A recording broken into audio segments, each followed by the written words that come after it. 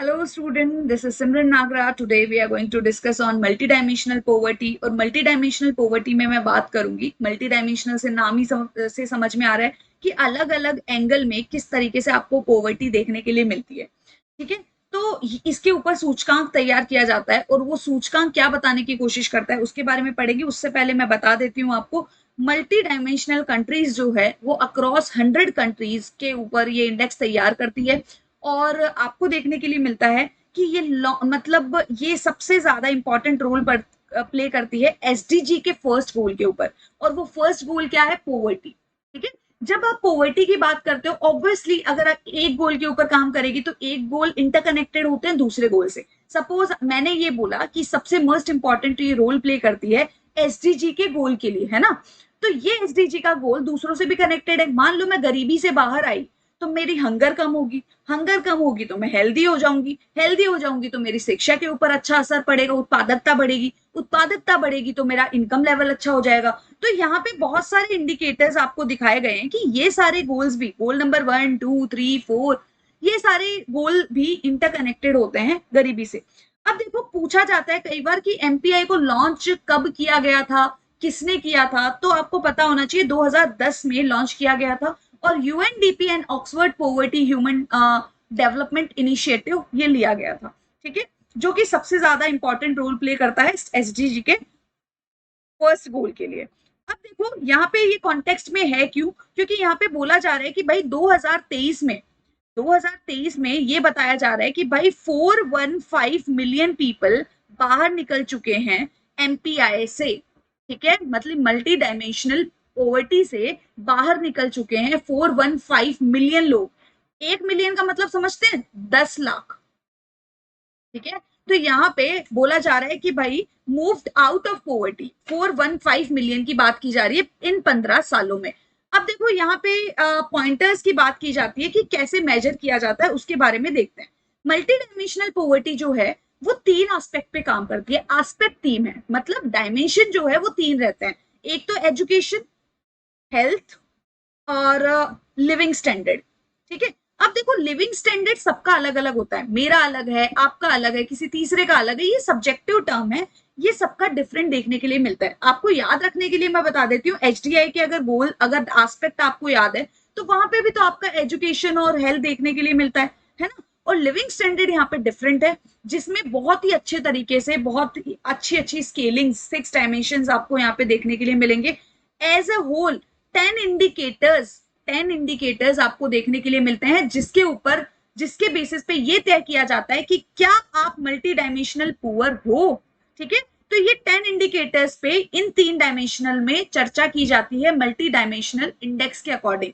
अब देखो, multi dimensional poverty कब तय करोगे आप कि ये मल्टी डायमेंशनल पर्सन है.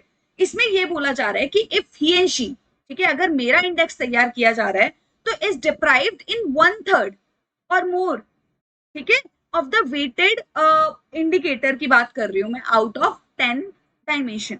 यहाँ पे क्या बात किया जा रहा है कि भाई मेरा अगर 33% भी अगर फुलफिलमेंट नहीं हो पाता है तो I would be considered as poor. ठीक है, तो यहाँ पे आपको क्या देखने के लिए मिला कि person is multi dimensional poor if he and she is deprived in 1/3. और हिंदी में भी गिवन है कि व्यक्ति बहुआयामी रूप से गरीब है, वह 10 इंडेक्सेस में 1/3 या अधिक मतलब संकेतों में वंचित होता है. तो मतलब स्कैरसिटी देखने के लिए मिलती है कि भाई 33% में भी ये फुलफिल नहीं कर पा रहा है क्राइटेरिया. ठीक है, 33% भी अगर आप फुलफिल नहीं कर पा रहे हो तो आप समझ जाओ कि भाई आप मल्टी डायमेंशनल पुअरर के अंदर आपको देखने के लिए मिलेगा.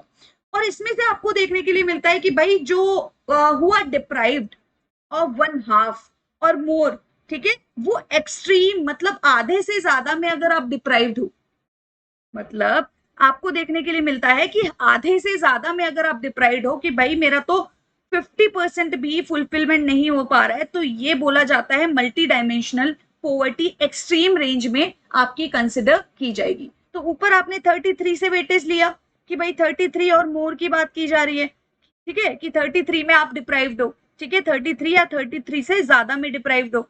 और यहाँ पे बोला जा रहा है भाई 50% अगर है कि भाई 50% या 50% से ज्यादा में अगर आप डिप्राइव्ड हो तो एक्सट्रीम मल्टी डायमेंशनल पॉवर्टी हो जाती है। ठीक है, अब देखो यहाँ पे बोला जा रहा है कि भाई हेल्थ में आप चेक किया जाएगा आपका न्यूट्रिशन, चाइल्ड मोर्टेलिटी के बारे में बात की जा रही है। ठीक है, और ईयर ऑफ स्कूलिंग्स की बात की जा रही है कि कितने साल आप जाते हो, अटेंडेंस कितना, एनरोलमेंट वगैरह कितना हुआ है, आपके पास फ्यूल की मतलब कुकिंग फ्यूल्स का, सैनिटेशन मतलब हाइजीन वगैरह है क्या, पीने के लिए पानी की बात की जा रही है, बेसिक नेसेसिटी मतलब इलेक्ट्रिसिटी की बात की जा रही है, हाउसिंग, असेट्स, ये सारी चीजें 3 डायमेंशनल में तैयार की जाती है। ठीक है, न्यूट्रिशन, पालन पोषण की बात मतलब कि पौष्टिक आहार आपको मिल रहा है कि नहीं मिल रहा है, तो न्यूट्रिशियस भी तो होना चाहिए ना। तो आज के टाइम में आप देखोगे कि फूड सिक्योरिटी में भी, जो पीडीएस सिस्टम में भी आपको फूड के अलावा जिस चीज पे फोकस किया जा रहा है वो है कि क्या आपको सच में जो रिक्वायर्ड मिनरल्स है, ठीक है, फोर्टिफिकेशन उनमें हो रहा है या नहीं हो रहा है। ठीक है, ताकि आप न्यूट्रिशियस अच्छा खासा देखने के लिए मिल जाओ। ठीक है, अब गुड न्यूज यहाँ पे क्या देखने के लिए मिलेगी कि भाई यहाँ पे 25 कंट्रीज इंक्लूडिंग इंडिया, ठीक है, successfully held there MPI value. ठीक है, आपको देखने के लिए मिलेगा 25 कंट्रीज ने अच्छा खासा परफॉर्म किया है, जिसमें से इंडिया एक है। ठीक है, और 15 ईयर्स में आपको ये डेटा अच्छा खासा देखने के लिए मिला है। अब देखो पॉवर्टी जो रेट थी चिल्ड्रन में वो 27.7 हुआ करती थी, और अब वो 13.4, और पॉवर्टी प्रीडोमिनेंटली अफेक्ट करती है, सबसे ज्यादा अफेक्ट वो करती है रूरल एरियाज में, ग्रामीण क्षेत्रों में आपको देखने के लिए मिलता है कि भाई 84% of all poorers belongs to rural area, मतलब ग्रामीण क्षेत्र से अप्रोक्सीमेटली जो पुअर पीपल निकल के आते हैं वो 84% अप्रोक्सीमेटली देखने के लिए मिलते हैं। उसमें से जो की रोल प्ले किया है कि भाई ज्यादा गरीबी जिसने फैलाई है वो पेंडेमिक ने अच्छा खासा रोल प्ले कर दिया कि भाई कोविड आ गया, अब पॉवर्टी का और ज्यादा एक्सैजरेशन और नेगेटिव इम्पैक्ट देखने के लिए मिला। ठीक है, अब देखो केसेस की बात करते हैं। यहाँ पे बोला जा रहा है कि भाई 2005 में आप जब बात करते हो कि भाई 645 million people multi dimensional poverty में आपको देखने के लिए मिलते थे। ठीक है, अब देखो यहाँ पे बोला जा रहा है कि ये डिक्लाइन हो गए 370। आप सोच सकते हो 645 मिलियन और 370 मिलियन 2015-16 में देखने के लिए मिल रहा है। ठीक है, और 230 आपको देखने के लिए मिल रहा है 2019 से 21 तक के डेटा। ठीक है, तो आप 2005 से 2019 से 21 तक का डेटा लेते हो, मतलब आपका 15 साल 16 साल की बात हो रही है कि आपका डेटा बहुत ही ज्यादा डिक्लाइन हो गया है, और आप इसको देखोगे तो 415 मिलियन पीपल जो है कम आउट हुए हैं इन 15 सालों में। ये केस है इंडिया का।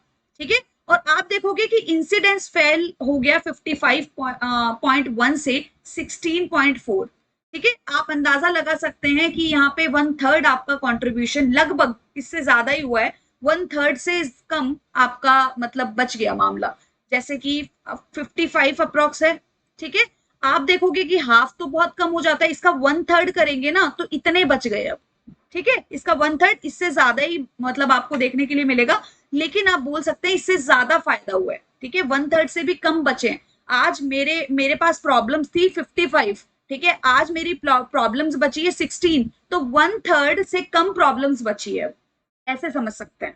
ठीक है, डेप्रिवेशन इन ऑल इंडिकेटर्स, मतलब मैंने जो 10 इंडिकेटर्स के बारे में चर्चा की है कि जो फर्स्ट 2 आपको हेल्थ देखने के लिए नहीं मिला, न्यूट्रिशन, या फिर आप बात करते हो इसकी न्यूट्रिशन के साथ में चाइल्ड मोर्टेलिटी, मतलब चिल्ड्रंस का भी डेटा आपने देखा कि जस्ट हाफ हो गया, कहाँ 27, कहाँ 13 14, और फिर एनरोलमेंट की बात करते हो, ऊपर से स्कूलिंग ईयर्स की बात करते हो, फिर आप कुकिंग, सैनिटेशन, इलेक्ट्रिसिटी, असेट, ये सारे आप जब लिविंग स्टैंडर्ड की बात करते हो तो इस सारे के सारे ये जो डेप्रिवेशन वाले इंडिकेटर्स है, ठीक है, डेप्रिवेशन वाले जो इंडिकेटर्स है इसमें कमी देखने के लिए मिली।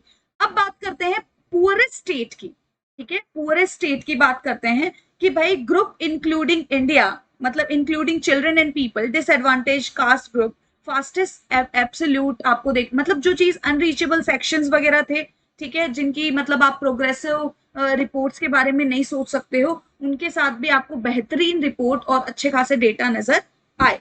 ठीक है, तो world's most popular nation with 142 crore people. ठीक है, तो ये सारी चीजें जो है सिग्निफिकेंट चेंज आपको देखने के लिए मिला। India has already surpass the population, ये भी आपको पता है कि इंडिया ने ऑलरेडी सरपास कर दी है पॉपुलेशन, ठीक है, ये चाइना को सरपास कर दिया है। तो इसमें ये देखने के लिए मिल रहा है कि भाई दुनिया का सबसे अधिक आबादी वाला क्षेत्र बनने के लिए चीन से आगे निकल गया, ठीक है, महत्वपूर्ण। और उसमें आपको 415 मिलियन लोगों ने दिखाया है कि पॉवर्टी कम हुई है इन 15 सालों में। क्या आगे क्या देखा जा सकता है इसके बारे में देख सकते हैं कि इंटेंसिफाई एफर्ट की बात करना, मतलब जो नेगेटिव अफेक्टेड आपको डायमेंशंस नजर आएंगे, ठीक है, तो उनके ऊपर आपको काम करना है कि भाई आपको नजर आ रहा है कि भाई ये डायमेंशंस काफी वीक रह गए तो उनके ऊपर काम किया जाए, ठीक है। फिर आप स्ट्रेंथन द डेटा कलेक्शन, मतलब आपको क्या करना है, ज्यादा से ज्यादा डेटा, मतलब हमेशा रिलायबिलिटी और कंसिस्टेंसी जो रिपोर्ट की कब बढ़ती है, जब आपके पास 3 से 4 डेटा है, 4 से 400 डेटा है, 400 से 1000 डेटा है, तो उतना ज्यादा पॉलिसी फ्रेमवर्क अच्छा होता है। डेटा कलेक्शन की जरूरत क्यों होती है, ताकि पॉलिसी फ्रेमवर्क आपको पता चल सके कि कौन से एरिया में आपको काम करना है, तो डेटा को सुधारने की भी जरूरत है, ठीक है। और जितना ज्यादा डेटा होगा उतना ज्यादा ब्रॉडन ओवरव्यू आपको देखने के लिए मिलेगा, पिक्चर देखने के लिए मिलेगी कि यार पिछली बार डेटा 500 लोगों का कलेक्ट हुआ था, आज 2500 का कलेक्ट हुआ है, तो और ज्यादा इंप्रेसिव पिक्चर देखने के लिए मिली, ठीक है। तो इनमें आपको पेंडेमिक जो भी आपका सिनेरियो इफेक्ट्स देखने हैं कि what kind of impact has been cause to childrens, ठीक है, उस पे इंप्रूवमेंट कैसे लाया जा सकता है, तो ब्रॉडन ओवरव्यू के लिए you can collect more data. अब देखो रिपोर्ट डेमोन्स्ट्रेट करती है, जिस तरीके से रिपोर्ट दिखाया जा रहा है उस तरीके से डेमोन्स्ट्रेट करती है कि पॉवर्टी रिडक्शन इज अचीवेबल, इसके ऊपर काम किया जा सकता है, और काम करेंगे तो भाई मतलब काम करके ये चीजें इंप्रूव हो सकती है। और जो आपका एसडीजी का फर्स्ट गोल है जिसमें आपको इरेडिकेट करनी है पॉवर्टी को, मतलब हटाना है पॉवर्टी को बाय द ईयर 2030, तो उस टारगेट को अचीव किया जा सकता है, ठीक है। तो गाइस आज का सेशन इतना ही, ठीक है। और मैं बता देती हूँ यहाँ पे आपको क्या क्या चीजें जरूरत है कि कब आया था, 3 एस्पेक्ट के बारे में बात कर रहे हैं, 10 इंडिकेटर्स के बारे में बात कर रहे हैं, ठीक है। और ये यूएनडीपी और आपको ऑक्सफोर्ड दोनों नाम याद करना है, ठीक है, और ह्यूमन डेवलपमेंट इनिशिएटिव। और यहाँ पे 10 इंडिकेटर्स थे कौन कौन से, सारे के सारे इंडिकेटर्स में आपको इंप्रूवमेंट देखने के लिए मिला। 33 और 33 से ज्यादा में आपको डेप्रिवेशन देखने के लिए मिलेगा तो you would be considered in MPI. और 50-50 से ज्यादा हो गया, मतलब इससे ज्यादा आपकी अगर पॉवर्टी देखने के लिए मिल रही है कि फुलफिलमेंट नहीं हो रहा, तो आपका एक्सट्रीम मल्टी डायमेंशनल पॉवर्टी देखने के लिए मिलेगा, मतलब बहुत ज्यादा मल्टी डायमेंशनल पॉवर्टी देखने के लिए मिलेगा, ठीक है। और वे फॉरवर्ड वगैरह की मैंने बात कर ली। तो आज का सेशन बस इतना ही, थैंक यू सो मच, और do not forget to share and subscribe the session. I hope you find this session informative for you people, or do not forget to join the channel of UGC and PGT TGT on Testbook. Thank you so much. Have a great day to all of you.